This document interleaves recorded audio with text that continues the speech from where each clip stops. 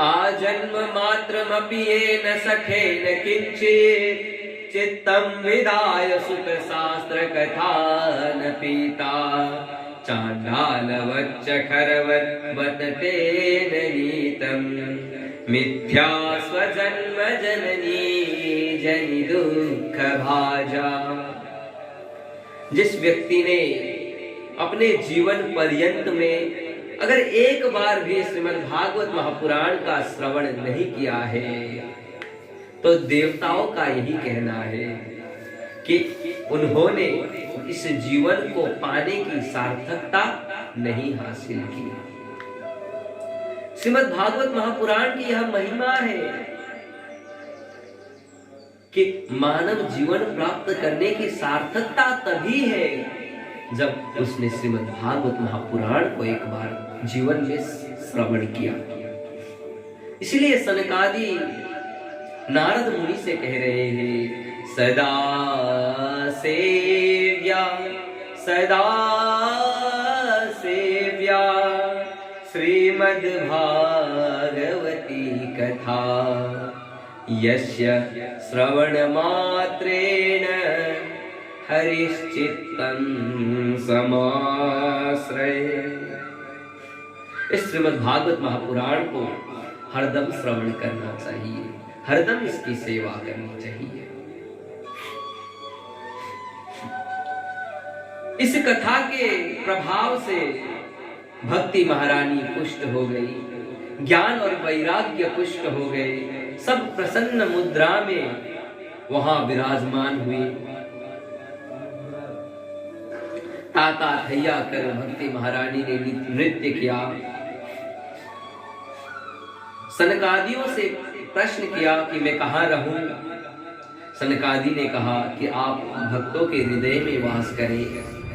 भक्ति महारानी हर भक्त के हृदय में वास करने लगी।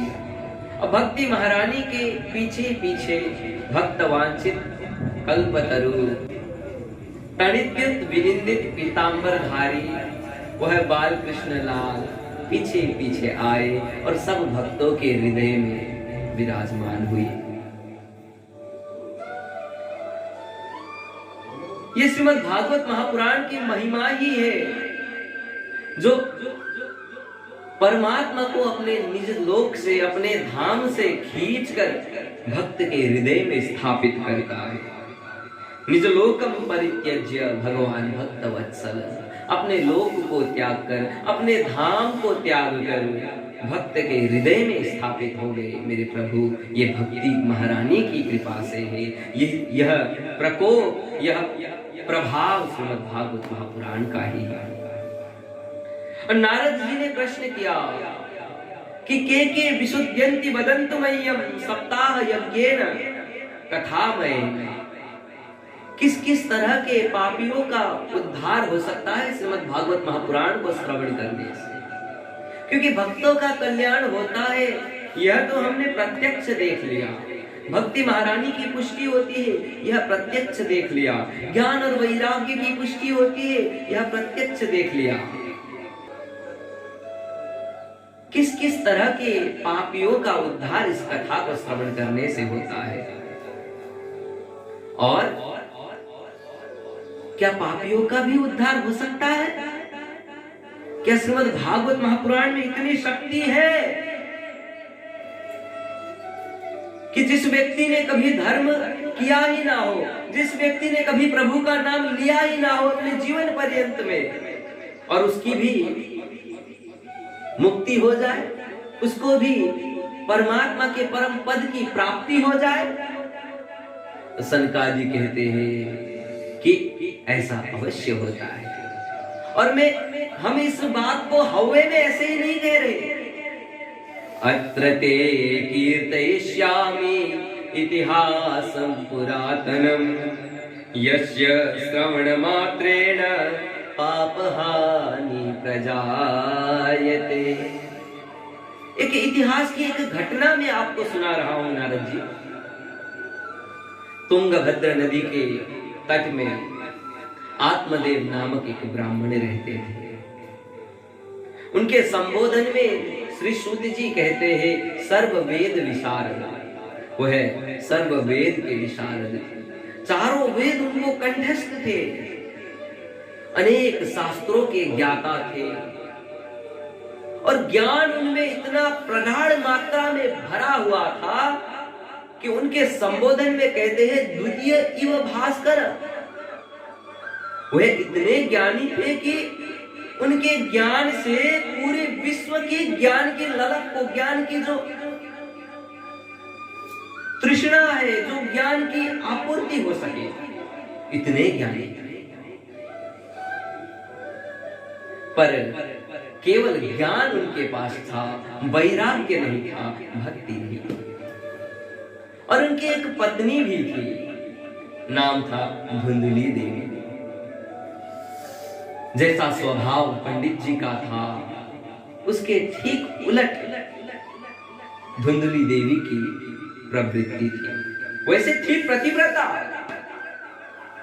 पर उनमें यही गुण था कि वह पतिव्रता थी।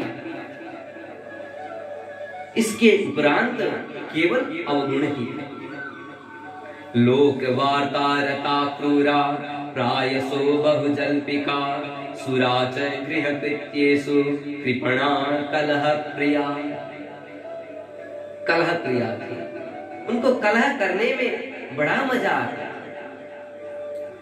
एक सखी की बात दूसरे सखी को बता दी, दूसरी सखी की चुगली तीसरी सखी को कर दी और अपने मित्रों के बीच में झगड़ा करा दिया।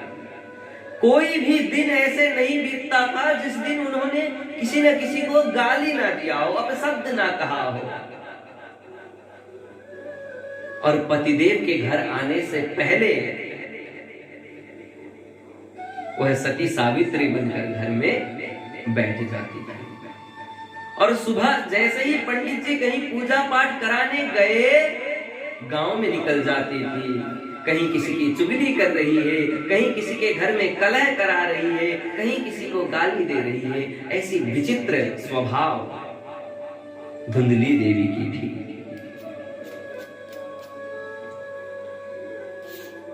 दाम्पत्य जीवन चल रहा था, बहुत साल हो गए, बहुत वर्ष बीत गए, पर उनको पुत्र की प्राप्ति नहीं हुई। धुंधली को तो कोई फर्क नहीं पड़ रहा था, पर आत्मदेव दुखी रहने लगे और समाज के भी ताने बाने, पंडित जी को ताने मिलने लगे।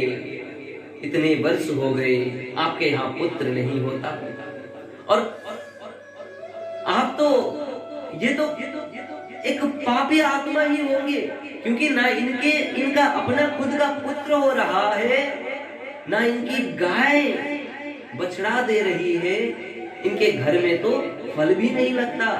यह सब बातें गांव में प्रचारित होने लगी। आत्मदेव ब्राह्मण को पता चला, पंडित जी बड़े दुखी हुए, बहुत दुख हुआ उन्हें। मन में आया कि ऐसे जीवन को जीने से तो मरना ही बेहतर है। वन को गए, नदी में डूब मरने का उनका निश्चय बना। आत्महत्या करने के लिए वन को गए। जाकर वन में विचार कर ही रहे थे, आत्महत्या करूं कि न करूं, करूं कि न करूं।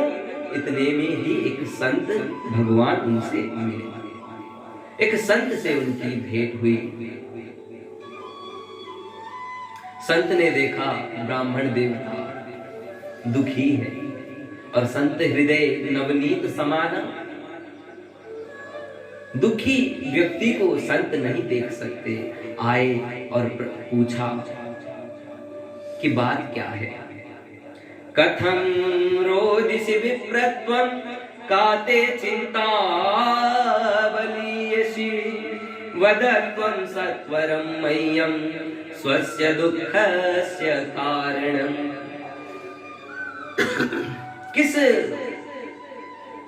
दुख के कारण से आप ऐसे रो रहे हो? आपके ललाट में 12 बजे हुए हैं और कारण क्या है आप हमें बताएं।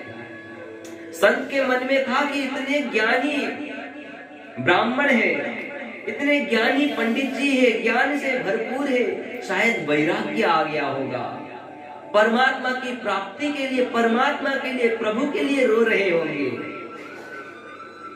संत के मन में यही था, पर आत्मदेव के मन में तो कुछ और ही था। कहने लगे, किम ब्रवीमीर्षे दुःखम पूर्व पापेन संचितम मदिया पूर्वजास्तोयम कवोष्णम उपभुञ्जते।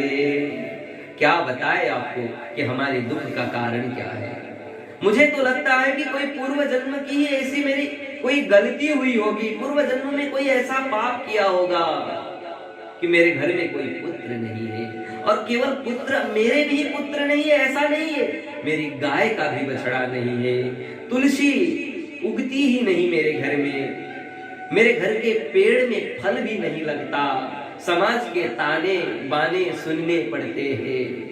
बड़ा दुखी हूं महाराज, मैं तो आत्महत्या करने के लिए आया हूं, आप ही कोई कृपा कर दीजिए। संत ने सुना और संत वह चाहते थे कि यह ज्ञानी ब्राह्मण, इतने ज्ञानी, इतने सदाचारी ब्राह्मण सीधे हैं, इनको भगवत प्राप्ति के मार्ग में अगर आगे बढ़ाया जाए, अगर भगवत प्राप्ति का मार्ग इन्हें बताया जाए तो ऐसी आत्मा की मुक्ति हो सकती है, ऐसी आत्मा की, ऐसे जीव की उन्नति हो सकती है, परमात्मा के पद में, परमात्मा के पथ में वह चल सकता है। यही सोचकर कहने लगे, मुंचा ज्ञानम प्रजारूपम बलिष्ठा कर्मणो गति विवेकम तु समासाद्य त्यज संसार वासना। मुंचा ज्ञानम प्रजारूपम, ये पुत्र से, जो पुत्र से सुख की प्राप्ति होगी, धन वैभव से सुख की प्राप्ति होगी, इस विचार को आप त्याग दो। सबसे पहले तो यही काम करो कि इस विचार को त्याग दो कि पुत्र से आपको सुख की प्राप्ति होगी, या पुत्र को, पुत्र पाकर, पुत्र, अगर आपके पास पुत्र होगा तो आप सुखी हो सकते हो, इस विचार को आप अपने मन से त्याग दो। और हे ब्राह्मण देवता, विवेकम तु समासाद्य, आप विवेकशील बनकर, विवेक पूर्ण बनकर ध्यान देकर मेरी बात को सुनिए। बुद्धि के मामले में, बुद्धि के विषय में आपसे ज्ञानी, आपसे शास्त्रों के विशारद और कोई नहीं है इस समय पर, इस संसार में। पर बुद्धि के साथ विवेक भी अगर हो तभी व्यक्ति वह ब्राह्मण विप्र बन सकता है। विप्र वही जिसके जीवन में विवेक प्रदान हो। तो आप अपने जीवन में विवेक को प्रधानता दीजिए और विवेक पूर्ण बनकर, विवेकशील बनकर एक बार विचार कीजिए, पुत्र से सुख की प्राप्ति नहीं होगी, पुत्र से परमानंद की प्राप्ति नहीं होगी, परमानंद की प्राप्ति तो मेरे प्रभु के भजन में है। और आप इस जन्म की बात कर रहे हो, सप्त जन्मान वजितव पुत्र नहीं वच, एक जन्म में नहीं, आपके भाग्य को मैंने, आपके ललाट को देखा, आपकी भाग्य रेखा को मैंने देखा, 7 जन्मों तक आपको पुत्र नहीं होने वाला। तो इसीलिए मैं तो यही सलाह आपको देता हूं कि मुंचा ज्ञानम प्रजारूपम बलिष्ठा कर्मणो गति, कर्म की गति बहुत बलवान है। आप प्रजा से, आप पुत्र से सुखी होंगे, सुख की प्राप्ति होगी, इस बात को आप, इस विचार को आप त्याग दीजिए और परमात्मा के भजन में लग जाएंगे। आत्मदेव ब्राह्मण अब तो फूट फूट कर रोने लगे। पहले तो मैं एक जन्म में पुत्र नहीं हुआ इसलिए आत्महत्या करने आ रहा था, पर हे विप्र देवता, हे संत, आपने मुझे 7 जन्मों का लेखा जोखा बता दिया। अब तो मैं आत्महत्या करके ही रहूंगा और मेरी आत्महत्या, मैं जो आत्महत्या करूंगा इसकी ब्रह्म हत्या आपको लगने वाली है। पास में एक पत्थर था, जोर से एक बार अपने सिर को मारा, संत घबरा गए। अपने आंखों के सामने एक ब्राह्मण देवता को मरने के लिए ऐसे नहीं छोड़ सकते थे। वैसे भी कोमल हृदय संत, उन्होंने आत्मदेव ब्राह्मण को एक फल देकर भेजा। एक फल दिया और कहा कि ये फल अपनी धर्म पत्नी को दे देना, और कोई नियम पालन करना पड़ेगा इसको खाने के पश्चात। बोले इतना ज्यादा नियम को कोई पालन करने की जरूरत नहीं है, केवल सदाचार से रहें।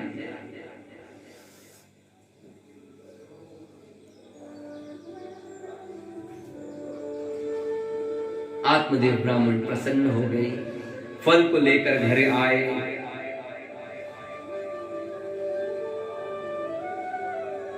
आकर अपनी पत्नी को फल दिया।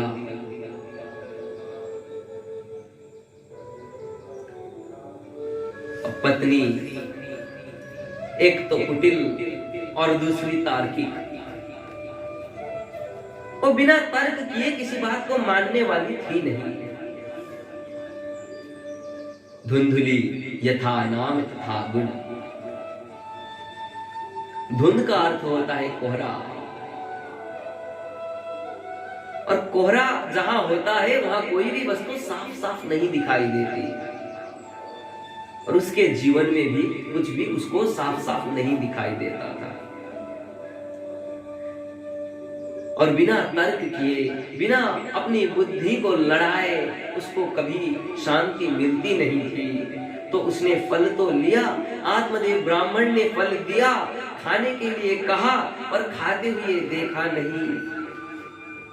धुंधली ने भी कह दिया कि मैं पवित्र होकर खाऊंगी, पूजा पाठ करके खाऊंगी। आत्मदेव ब्राह्मण इतने खुश, इतने प्रसन्न हो रखे थे कि वह अपने मित्र को बताने चले गए, गांव में सबको बताने चले गए कि अब मेरा भी पुत्र होगा, अब मेरा भी पुत्र होगा। संत की कृपा हुई है, संत ने फल दिया है, देखना 9 महीने के बाद मेरे घर में एक किलकारी खिलेगी। धुंधली यहां बैठ गई, महाराज ये कहां से फल लेके आए? बोलते हैं किसी बाबा ने दिया है यह फल, और धुंधली तो थी नास्तिक, उसको थोड़ी विश्वास है कि इस फल से कोई चमत्कार हो सकता है, पर पूर्णतया नास्तिक भी नहीं थी, क्योंकि उसे डर है। फलभक्षेण गर्भस्यात् गर्भेणोगत, फलभक्षेण गर्भस्यात् गर्भेणोदरवृद्धिता, स्वल्पभक्षं ततो शक्तिर्गृहकार्यं कथं भवेत्। वो अपनी सहेली से कहने लगी कि अगर मैंने इस फल को खा लिया तो मेरे को गर्भ हो जाएगा और मेरा पेट फूल जाएगा, और अगर पेट फूल गया, अगर गर्भ बैठ गया तो भोजन कम हो जाएगा, और भोजन कम हो गया तो मैं कमजोर हो जाऊंगी, और अगर कमजोर हो गई तो घर का काम कौन करेगा? सहेली ने कहा ननद को बुला लो, ननद कर देगी 2-3 महीना घर के काम। कहती है नहीं नहीं, ननद को तो नहीं बुलाऊंगी, वो सारा धन ले जाएगी। और चलो ये भी मैनेज कर लेंगे कि थोड़ा कमजोर हो जाऊंगी, और दैवाघाटी व्रजित ग्रामे पलायित गर्भिणी कथम। पर दैव संयोग से कोई भूकंप आ गया या कोई प्राकृतिक आपदा आ गई और सब भाग गए और मुझे भी भागना पड़ा, इतना बड़ा पेट लेकर मैं कहां भागूंगी, कैसे भागूंगी? देखिए कुतर्क कैसे चल रहा है।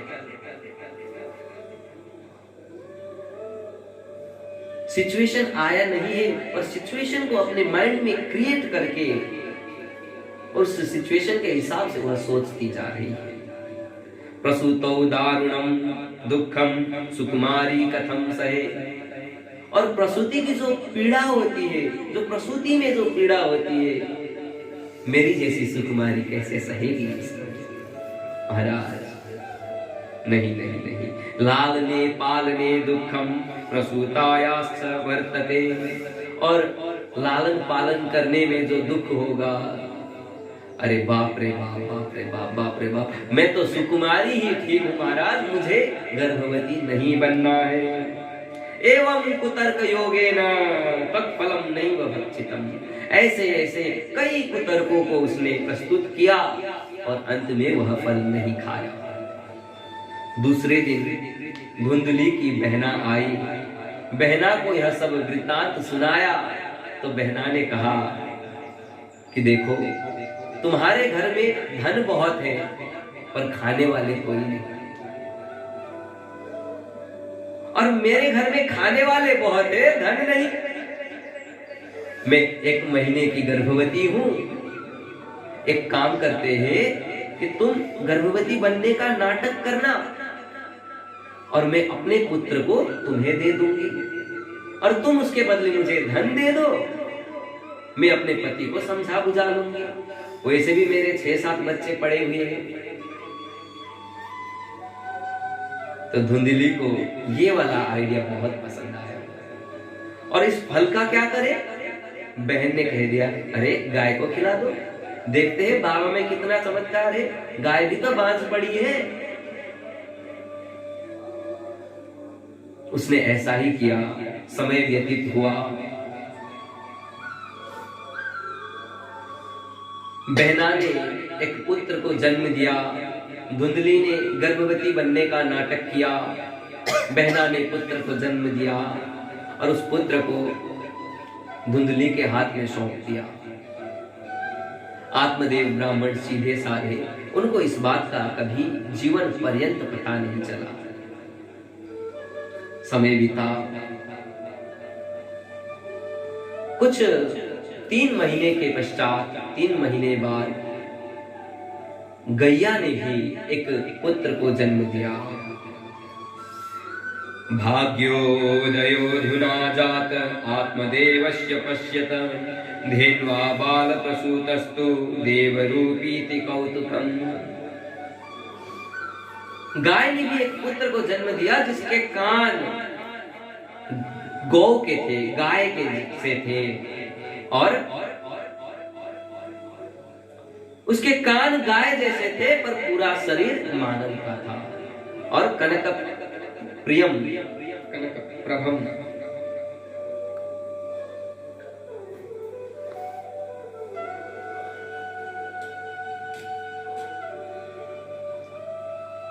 गाय से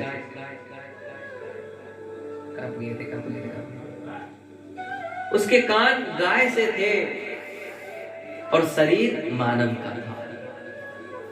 बड़ा विचित्र बालक वहां आत्मदेव ब्राह्मण के घर में जन्म लिया। पूरे गांव में हल्ला मच गया कि एक विचित्र बालक ने जन्म लिया है। लोग आत्मदेव ब्राह्मण के तारीफ में बातें कहने लगे। आत्मदेव ब्राह्मण बड़े प्रसन्न रहे। आत्मदेव ब्राह्मण बहुत प्रसन्न हुए। लोग बात करने लगे, भाग्योदयो धुना जात आत्मदेवस्य पश्यत। देखो देखो, आत्मदेव ब्राह्मण के तो भाग्य खुल गए हैं। घर में भी पुत्र संतान प्राप्ति हुई है और गाय ने भी मानव पुत्र को जन्म दिया है।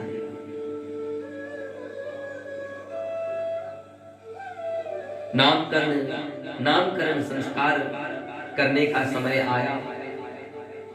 आत्मदेव ने अपने पुत्र का नाम सोच के रखा था, मेरा नाम आत्मदेव और मेरे पुत्र का नाम ब्रह्मदेव। पर धुंधली ने कहा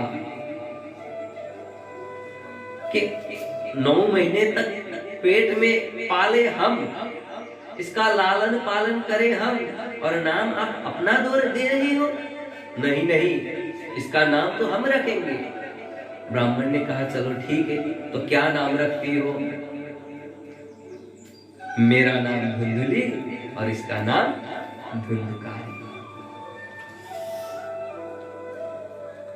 तो कुछ इस तरह से धुंधकारी नाम पड़ा उस बालक का।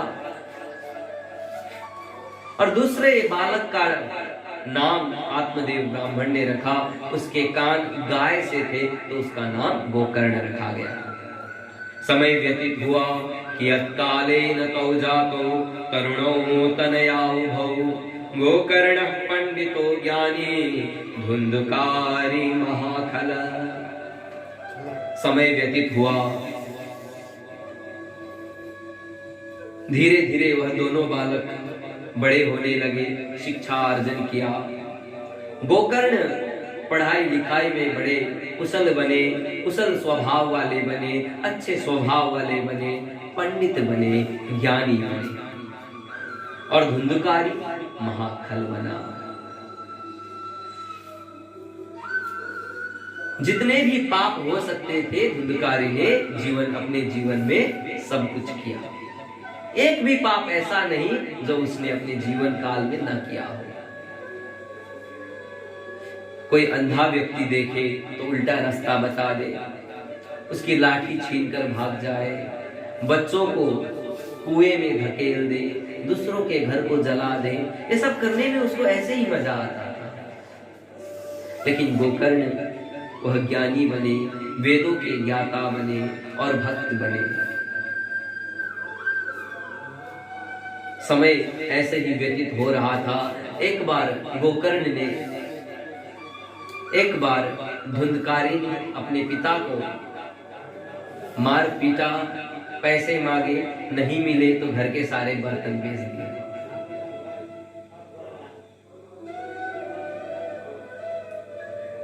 इन सब कुकृत्यों से आत्मदेव ब्राह्मण बड़े बहुत दुखी बने, उनको बहुत दुख हुआ। वह फिर से आत्महत्या करने के लिए जा रहे हैं। क्व तिष्ठामि क्व गच्छामि को मे दुःखं व्यपोहै प्राणां त्यजामि दुःखेन हा कष्टं मम संस्थितम्। मैं कहाँ जाऊं, मैं क्या करूं, किसके सामने अपने दुख को व्यक्त करूं, मैं किसके शरण में जाऊं, क्या करूं, कैसे करूं। मुझे तो आत्महत्या ही कर लेनी चाहिए। देखिए, एक समय था आत्मदेव ब्राह्मण इसलिए आत्महत्या करने जा रहे थे कि उनका पुत्र नहीं था, और अब वह इसलिए आत्महत्या करने जा रहे हैं क्योंकि पुत्र उनको कष्ट दे रहा है। और ये हमारे संसार की एक कटु सत्य है कि संसार में हम जितना भी सुख ढूंढने का प्रयास करेंगे उतना ही हमें दुख मिलता रहेगा। आप अपने आसपास देख लेना, कोई इस संसार में सुखी नहीं है। न चेन्द्रस्य सुखम किंचिन न सुखम चक्रवर्तिना सुखमस्ते विरक्तस्य मुनेरेकांत जीविना। आत्मदेव ब्राह्मण आत्महत्या करने के लिए जा ही रहे थे कि गोकर्ण मिल गए, और गोकर्ण ने उनको फिर से समझाया कि न चेन्द्रस्य सुखम किंचित न सुखम चक्रवर्तिना। न इंद्र को ही संसार में सुख है, न चक्रवर्ती राजा को ही सुख है।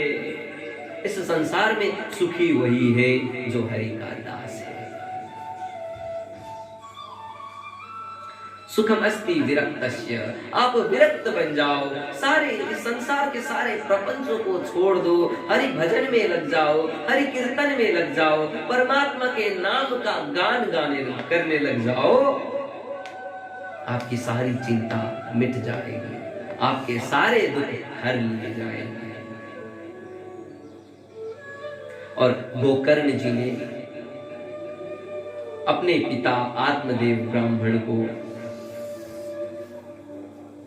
ज्ञान दिया कि देहे स्तिमां सर्धिरे भीमके त्यजत्वा जाया सुतादिषु सदा ममतां विमुञ्च पश्यामि संजगदिदं क्षणभङ्गनिष्ठं वैराग्य राग रसिको भव भक्ति निष्ठ।